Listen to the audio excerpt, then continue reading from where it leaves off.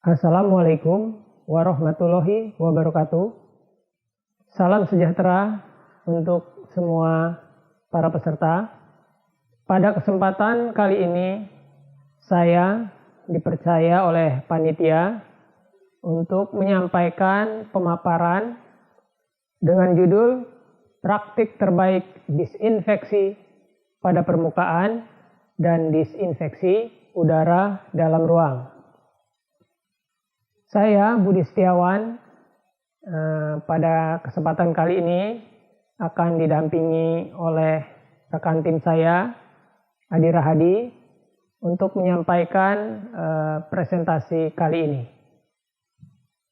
Sebelumnya saya akan memperkenalkan diri saya secara singkat tentunya.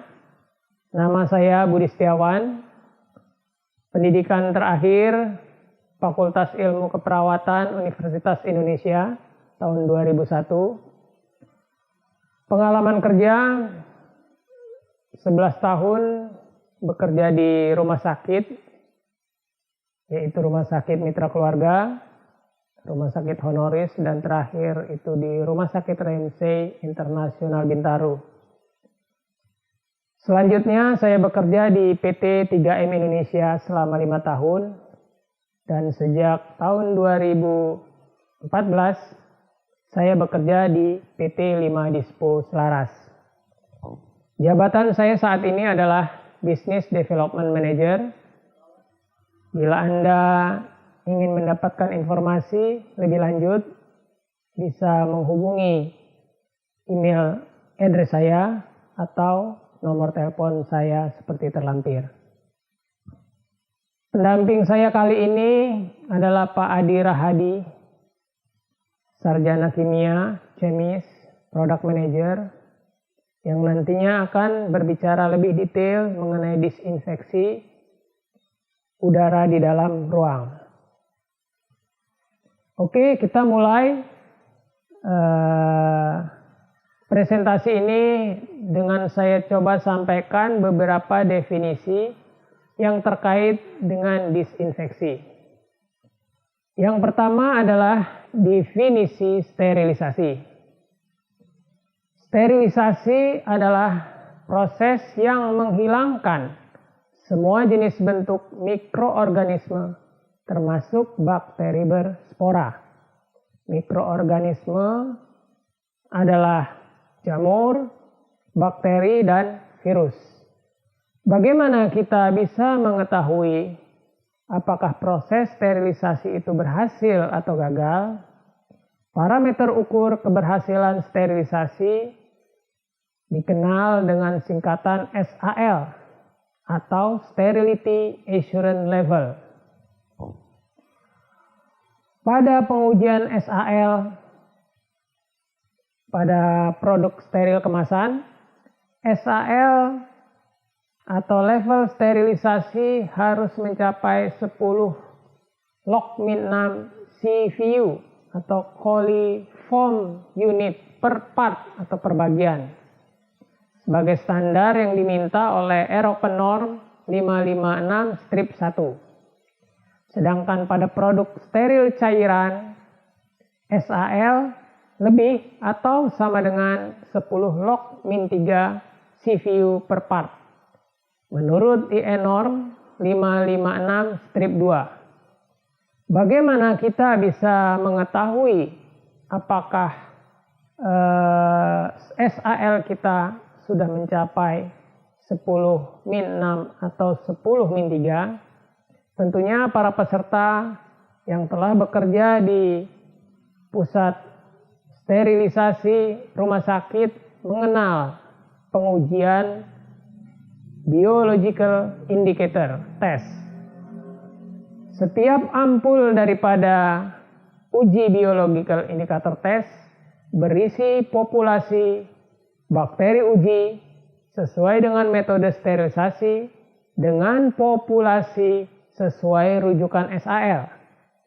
Misalnya, satu ampul daripada biological indicator test STIM berisi bakteri uji Geobacillus stherothermophilus 10 log 6. Selanjutnya adalah definisi daripada disinfeksi. Disinfeksi adalah proses yang menghilangkan semua jenis bentuk mikroorganisme, apakah itu jamur, bakteri dan virus. Namun, bakteri berspora tidak bisa dimatikan oleh proses disinfeksi. Proses disinfeksi dilakukan hanya pada permukaan benda mati, tidak dilakukan pada permukaan benda hidup atau organik. Bila dilakukan proses tersebut pada benda hidup atau organik, kita kenal sebagai antiseptik.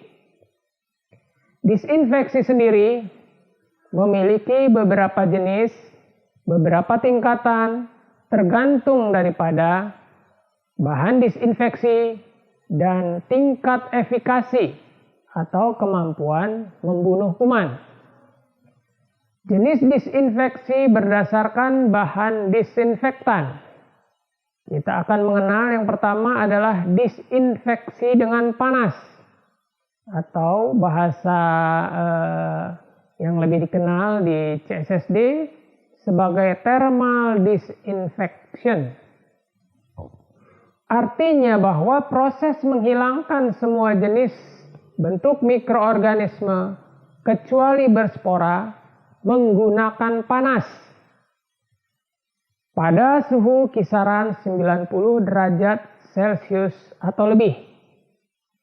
Proses ini biasanya dilakukan setelah proses pembersihan atau pencucian yang menggunakan mesin pembersih atau cleaner, washer, dan sejenisnya. Oleh karena itu, di CSSD biasanya kita mengenal mesin yang disebut sebagai WD, washer disinfector, di mana fungsi mesin tersebut adalah yang pertama membersihkan secara otomatis dan yang kedua melakukan disinfeksi secara otomatis dengan menggunakan panas 90 derajat Celcius. Kemudian yang kedua, disinfeksi dengan kimia atau chemical disinfection. Proses menghilangkan semua jenis mikroorganisme dengan menggunakan bahan kimia atau bahan chemical. Banyak jenis bahan kimia yang digunakan sebagai desinfektan.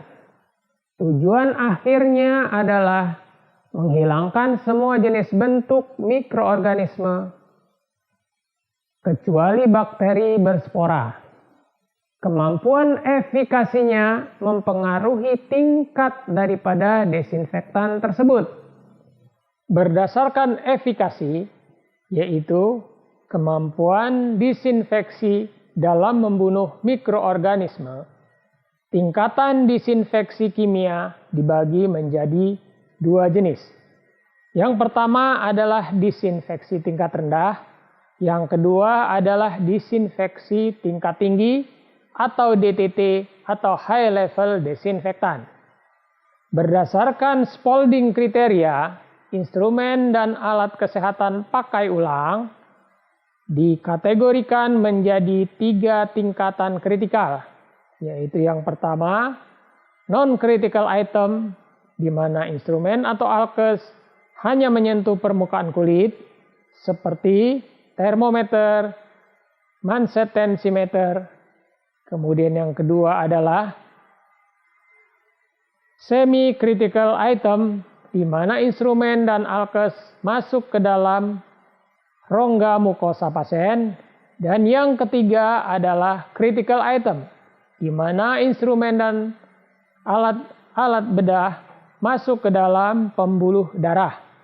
Disinfeksi tingkat rendah digunakan untuk instrumen alkes non-critical item, sedangkan disinfeksi tingkat tinggi digunakan untuk instrumen semi-critical item.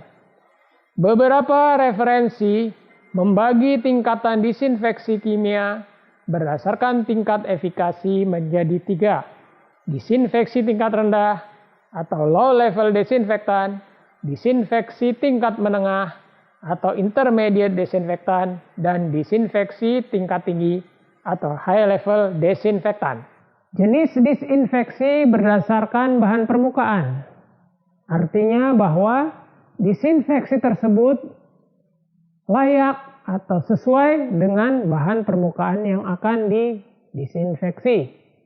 Beberapa alat kesehatan menggunakan berbagai jenis material yang berbeda-beda, sehingga diperlukan juga disinfeksi yang berbeda-beda.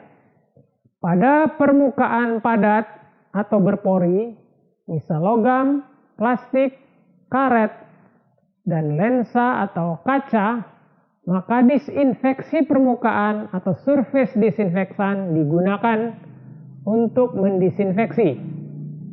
Bila berbentuk rongga atau selang atau cubing, maka disinfeksi tingkat tinggi disarankan sebagai desinfektan.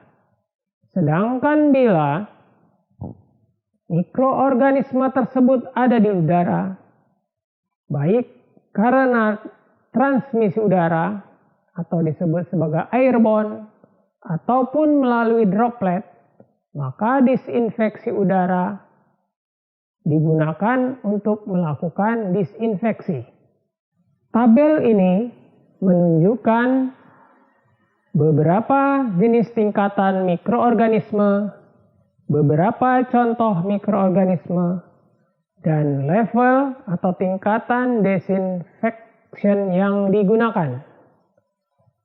Yang paling tinggi, yang paling sulit dihilangkan dan membutuhkan metode khusus penata laksanaan adalah mikroorganisme yang disebut sebagai prions. Prions bukanlah bakteri atau virus atau jamur, tetapi prion adalah sejenis protein abnormal yang ada di dalam jaringan tubuh manusia, khususnya di dalam otak, yang menyebabkan penyakit dikenal sebagai Creutzfeldt-Jakob disease.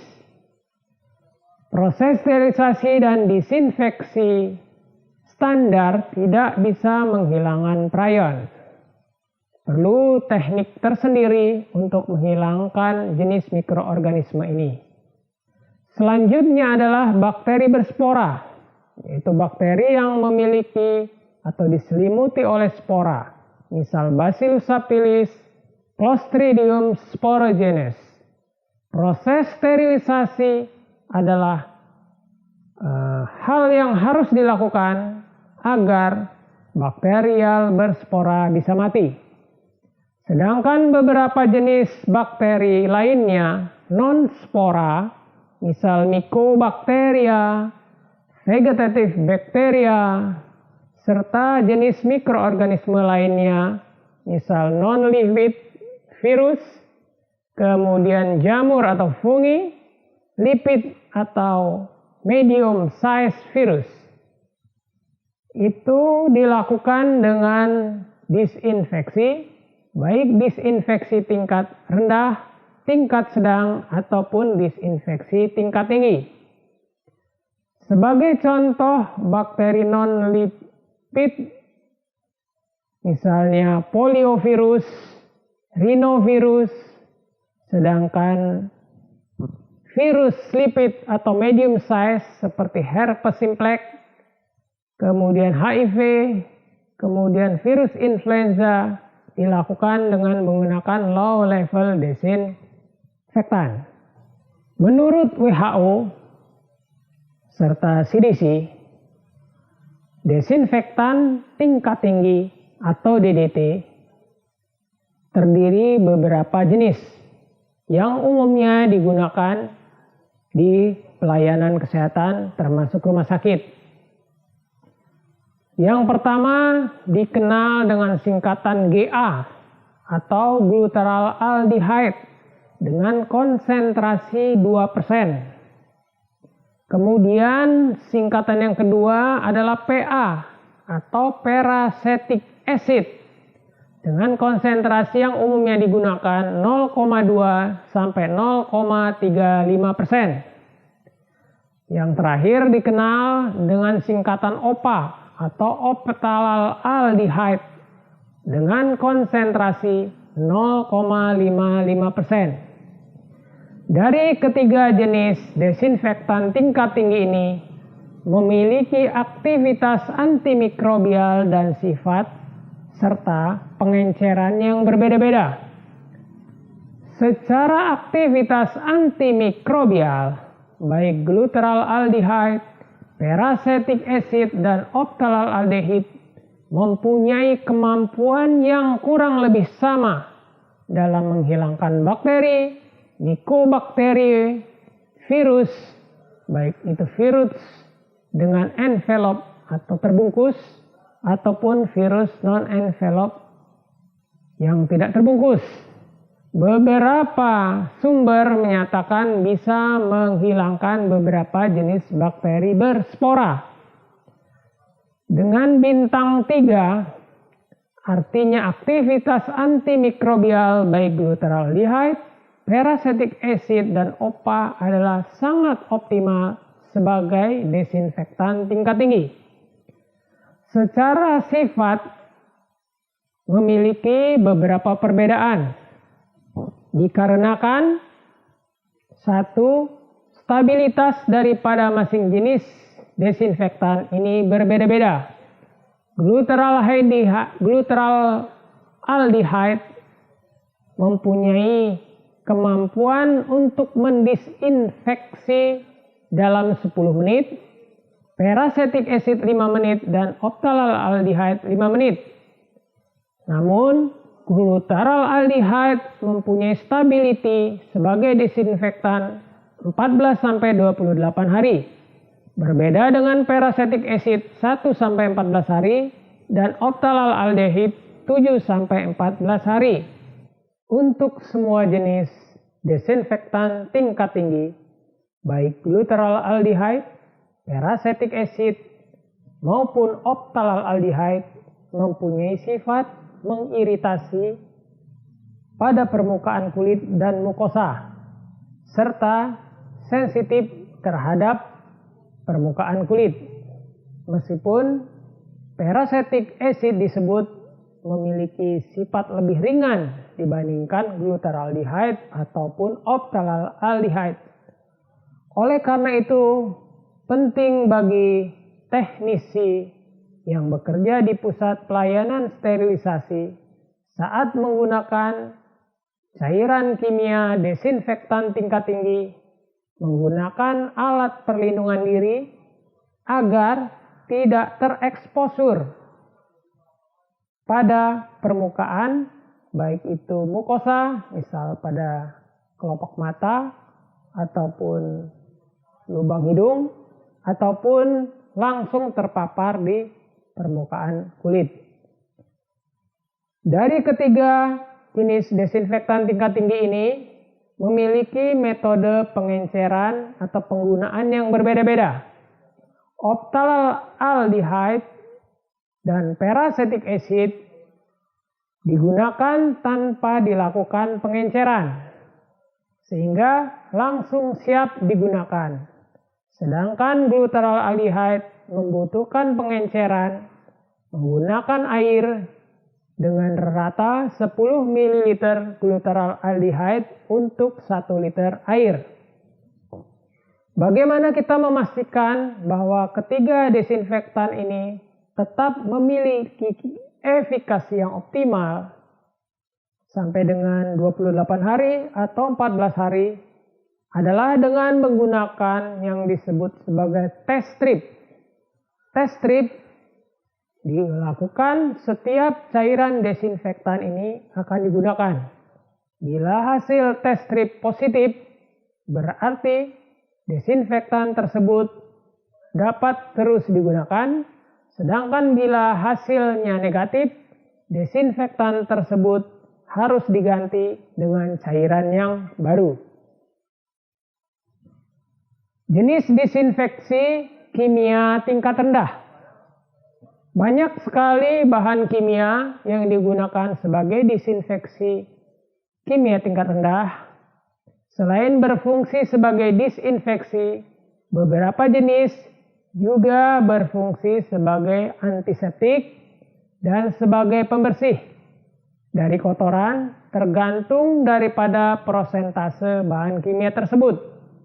Alkohol, baik itu etanol ataupun propanol 60-70%, digunakan sebagai desinfeksi tingkat rendah, digunakan sebagai antiseptik, serta bisa digunakan sebagai pembersih, misalnya pada pembersih lemak.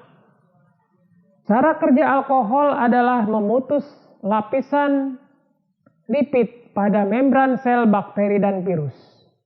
Alkohol paling umum digunakan karena bekerja dengan cepat, spektrum luas, dan memiliki penetrasi kuat pada bahan non-organik. Sehingga alkohol umumnya digunakan sebagai desinfektan, dan karena memiliki spektrum luas, tidak hanya jamur atau bakteri yang bisa dihilangkan, virus seperti HIV, virus influenza, bahkan virus COVID-19 bisa dimusnahkan dengan menggunakan desinfektan alkohol. Kekurangan daripada alkohol adalah karena kerja cepat, mudah menguap, mudah terbakar, dan dapat mengiritasi pada kulit. Jenis lain daripada desinfeksi tingkat rendah adalah klorin kompon, di mana cara kerja klorin adalah menghilangkan penghambat reaksi protein, mendenaturasi protein, serta menginaktivasi daripada asid pada mikroorganisme. Sama seperti alkohol bekerja dengan cepat, spektrum luas, tidak ada residual, namun memiliki beberapa kekurangan. Sekalipun klorin tidak terpengaruh oleh jenis dan kualitas air. Kekurangan daripada klorin adalah menimbulkan karat pada logam, kemudian kerusakan pada plastik karet bila direndam lebih daripada 30 menit. Sifat klorin adalah juga sebagai pemutih pada linen, sehingga sering digunakan sebagai pemutih pada rumah tangga, mengiritasi kulit, mukosa mata, dan paru.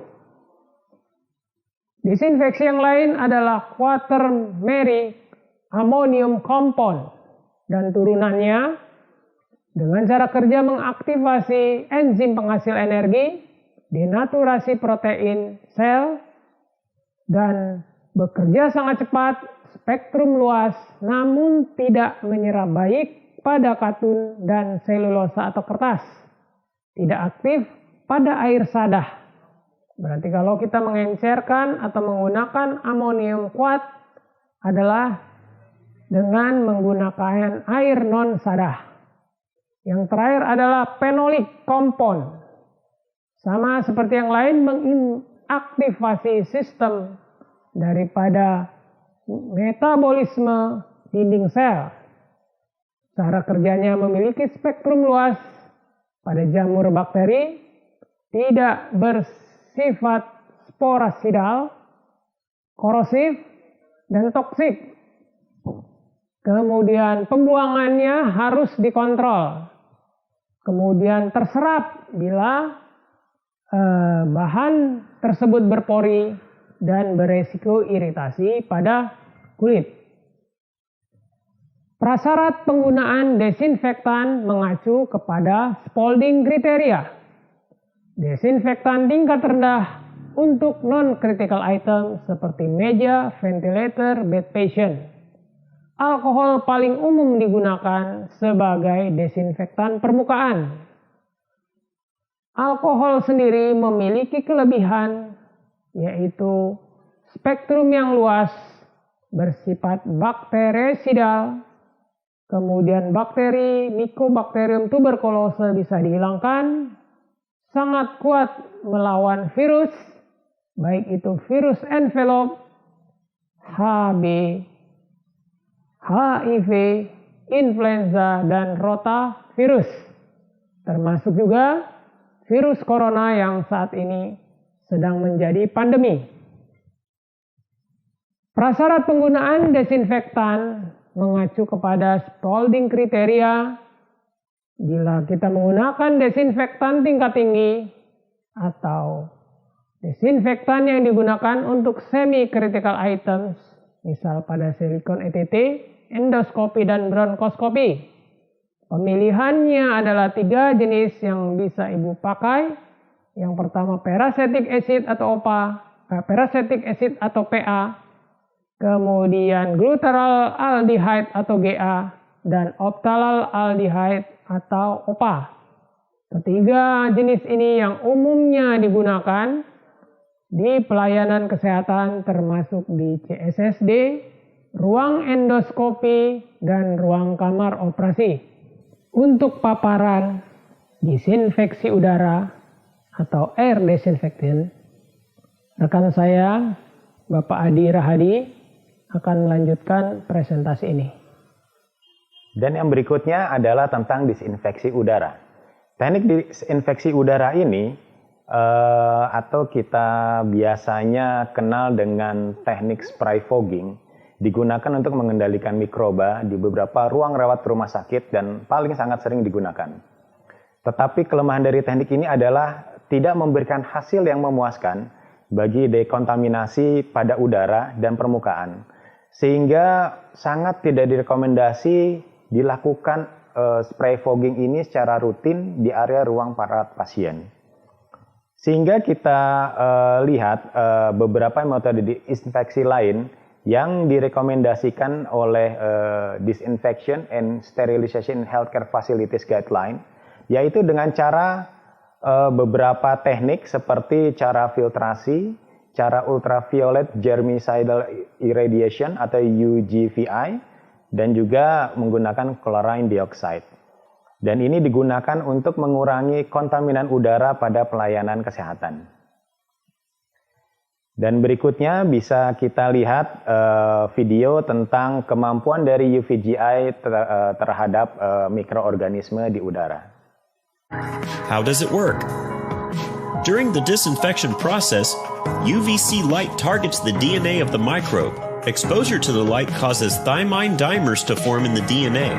As more thymine dimers are formed, damage starts to accumulate inside the DNA. Bumps also appear in the DNA as a result of the dimers. These cellular mutations negatively affect growth and the risk of non-repair increases. Eventually, the damage becomes too extensive and the cell dies. DNA replication is stopped, which reduces infection or the spread rate of the virus. UVC light and viruses. UV light has been tested as an effective solution against a myriad of viruses. According to an article published in Journal of Virological Methods, SARS caused by the coronavirus is eliminated through exposure to UV light in the 254 nanometer range. Baik, setelah kita lihat, kita akan melihat lebih jelas apakah itu yang disebut dengan UVC. UVC itu sendiri sebenarnya adalah bagian dari sinar matahari yang berada di alam raya ini. Dan foton dari sinar matahari ini khususnya itu kita sebut dengan area ultraviolet yang berada di kisaran kurang dari 380 nanometer. Dan dia secara signifikan itu lebih energik dibandingkan dengan foton yang berada dalam rentang terlihat, atau artinya kita bisa melihat sinar tersebut yang berada dalam rentang 380 sampai 700 nanometer.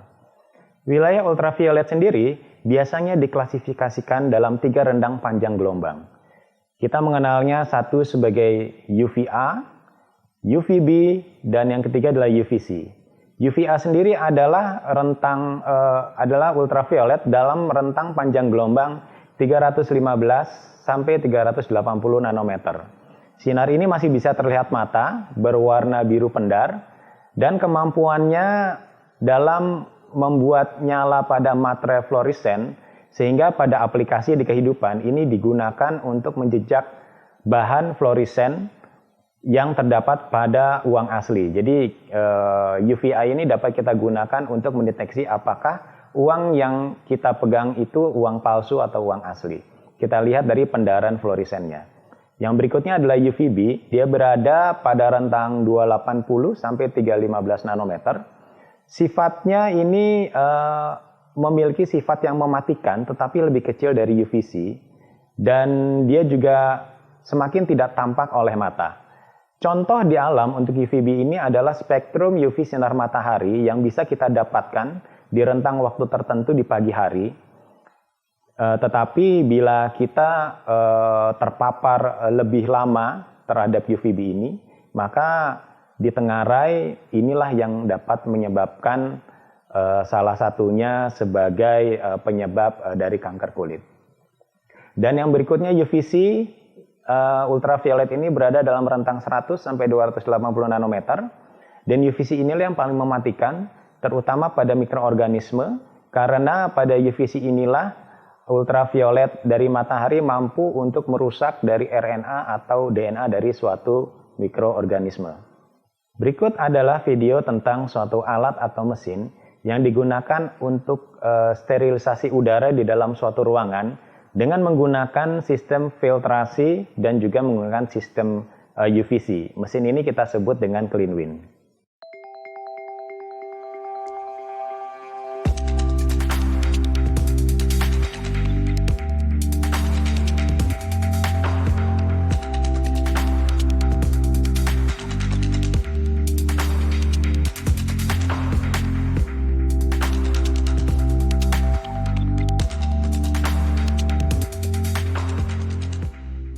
CleanWin itu sendiri akan kita lihat lebih detail. CleanWin adalah mesin sterilisasi udara yang digunakan di semua area kerja di kehidupan yang kita inginkan, baik di ruang bersekat, ruang luas, maupun ruangan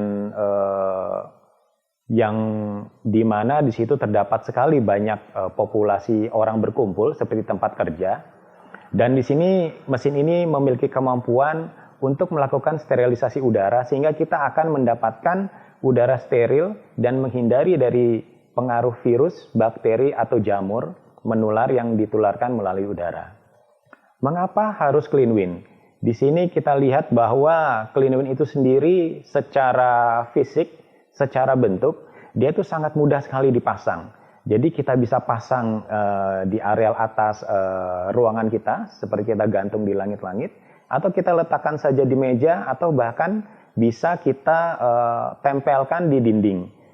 Dan juga CleanWin ini sangat aman, walaupun kita menggunakan UVC, tetapi penutupnya yang kedap cahaya itu sangat memungkinkan pengoperasian, walaupun di ruangan itu banyak sekali hadir orang yang melakukan aktivitas kerja maupun yang lainnya.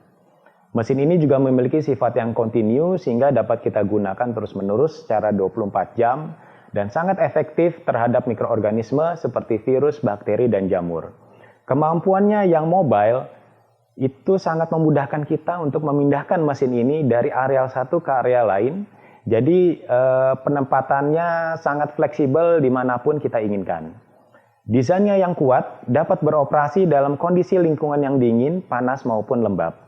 Skematik dari cara kerja CleanWin ini sendiri adalah udara yang masuk itu akan disaring oleh suatu filter yang kita sebut dengan dust filter, lalu akan memasuki filter kedua yang kita sebut dengan hybrid photocatalytic active carbon, dan setelah terfilter dengan fotokatalitik maka akan memasuki areal di mana UVC berada. Dan disinilah mikroorganisme tersebut akan dihancurkan. Dan sebelum dikeluarkan ke lingkungan luar, dia juga akan kembali dilewatkan melalui photocatalytic active carbon filter, melalui dust filter, dan berikutnya kita akan mendapatkan udara yang bersih dan sehat. Dan secara items, kita akan lihat masing-masing bahwa filter photocatalytic ini adalah suatu bahan semikonduktor yang teraktivasi oleh UVC sehingga dia memiliki fitur aktif dapat menguraikan molekul organik saat material mikroorganisme melewati dari filter ini. Yang berikutnya adalah karbon aktif, di mana filter karbon ini memiliki jutaan pori kecil sehingga gas maupun bau-bau yang berbahaya maupun bau-bau yang sangat menyengat yang berbau busuk dapat diserap saat melewati pori-pori filter ini.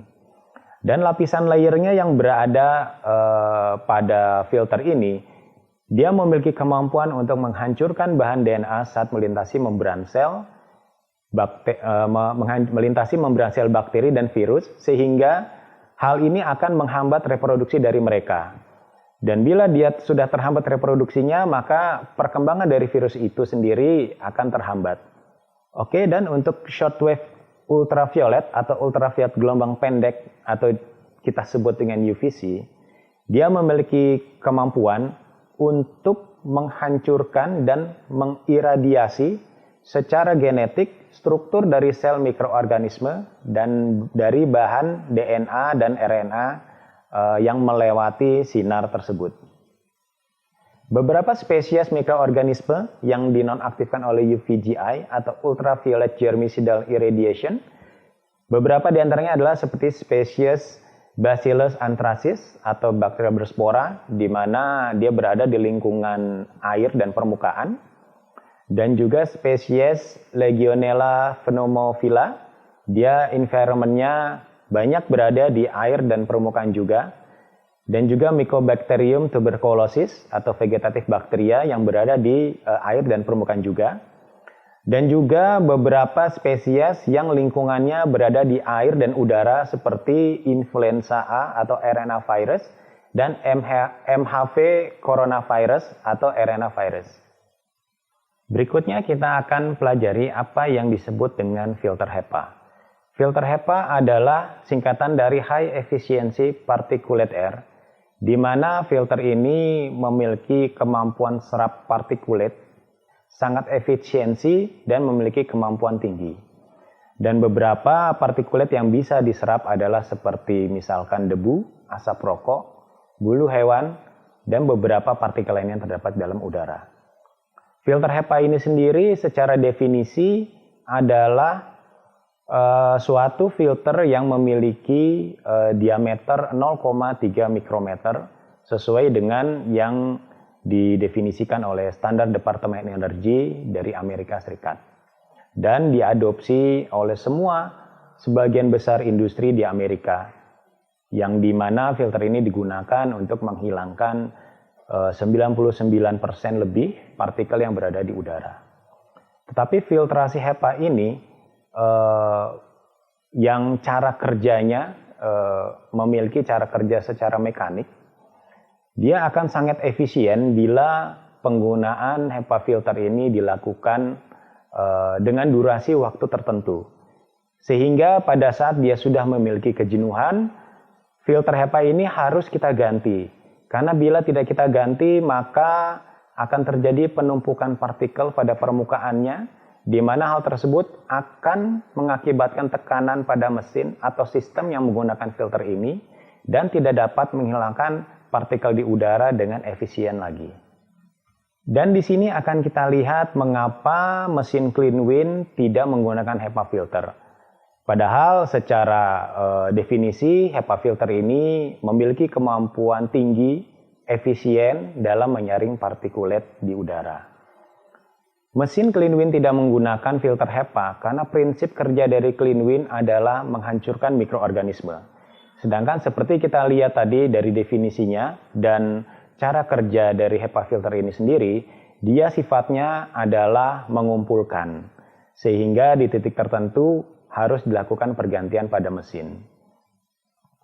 Dan kita lihat sendiri secara bentuk pori atau besar porinya, filter HEPA ini memiliki ukuran 300 nanometer, di mana bila kita ingin menggunakannya sebagai filter untuk menyaring virus-virus corona yang berada di udara, maka akan sangat tidak efektif. Di sini saya sarikan suatu hasil penelitian yang dilakukan di Pusat Informasi Bioteknologi Nasional AS, di mana itu disebutkan bahwa diameter virus corona itu mencapai 125 nanometer. bukan 400 atau 500 nanomikrometer. Sehingga ukuran diameter ini yang ditemukan oleh dua peneliti AS, yaitu Anthony R. Fair dan Stanley Perman, dalam publikasinya, ini bisa menjadi acuan bahwa penggunaan filter HEPA tidak efektif bila kita gunakan dengan tujuan untuk menyaring atau memurnikan udara dari virus corona yang berada di area lingkungan kita. Dan juga bila filter HEPA ini yang sifatnya mengumpulkan, maka di situ terjadi suatu potensi terkontaminasi atau terpapar dari virus atau bakteri yang hidup di dalamnya dan yang tersaring pada permukaannya. Sehingga di mana bila sudah mencapai titik jenuh, maka bisa jadi virus tersebut atau mikroorganisme tersebut akan bisa terbebas ke udara, dan penggantiannya pun akan menyebabkan si operator atau orang yang mengganti filter tersebut akan terpapar secara langsung. Maka dengan alasan itulah CleanWin tidak menggunakan HEPA filter sebagai bagian dari sistem filtrasinya. Karena CleanWin memiliki cara kerja menghancurkan mikroorganisme tetapi tidak mengumpulkan. Karena bila kita menggunakan HEPA filter bisa menyebabkan penumpukan pada permukaan HEPA filter itu sendiri, dan pada saat penggantinya pun akan memiliki potensi untuk terjadi pemaparan atau pelepasan dari mikroorganisme yang masih hidup tersebut ke lingkungan luar. Berikut adalah penelitian dilakukan oleh Boston University Report, di mana di sini diperlihatkan efisiensi dari mesin kerja CleanWin yang mampu menyaring udara hingga mencapai 99,99%. Dan di sini kita menggunakan UVC lamp power dengan kemampuan 36 watt sampai 72 watt. Dan mesin ini memiliki kemampuan filtrasi reduction rate mikroorganisme yang cukup baik sehingga mencapai 99%, sehingga sangat direkomendasikan sekali untuk dioperasikan atau kita aplikasikan di lingkungan tempat kita kerja maupun di lingkungan di mana banyak aktivitas orang-orang yang berada di dalamnya dalam ruangan tertutup. Aplikasi dari produk ini sangat luas sekali sehingga bisa kita letakkan di mana saja. Contohnya seperti kita lihat pada gambar ini, bisa kita letakkan di meja sehingga bisa kita lakukan penempatan di ruang dental, ruang resepsionis, ruang tunggu pasien maupun juga di ruang keluarga. Bisa juga kita letakkan mesin ini di langit-langit, jadi bisa kita aplikasikan di tempat seperti apotek, di ruang kantor, di ruang meeting maupun di ruang olahraga. Juga fleksibilitasnya dapat kita lakukan aplikasinya dengan menempel pada dinding, misalkan kita tempatkan di ruang dapur atau makan, dan juga di ruang santai keluarga. Bahkan bila kita tidak ingin melakukan semua itu, kita letakkan di lantai pun juga mesin ini bisa bekerja dengan baik. Misalkan seperti kita letakkan saja begitu di ruangan lantai kantor. Demikianlah pemaparan kami tentang praktek terbaik pada disinfeksi permukaan dan disinfeksi udara dalam ruangan. Untuk pertanyaan lebih lanjut, dapat menghubungi kami di nomor WA seperti tertera pada layar Anda dan juga pada email untuk diskusi lebih lanjut tentang masalah disinfeksi permukaan dan disinfeksi ruangan ini. Terima kasih atas waktu yang telah diberikan kepada kami sebelumnya. Saya ucapkan terima kasih. Wassalamualaikum warahmatullahi wabarakatuh. Selamat siang.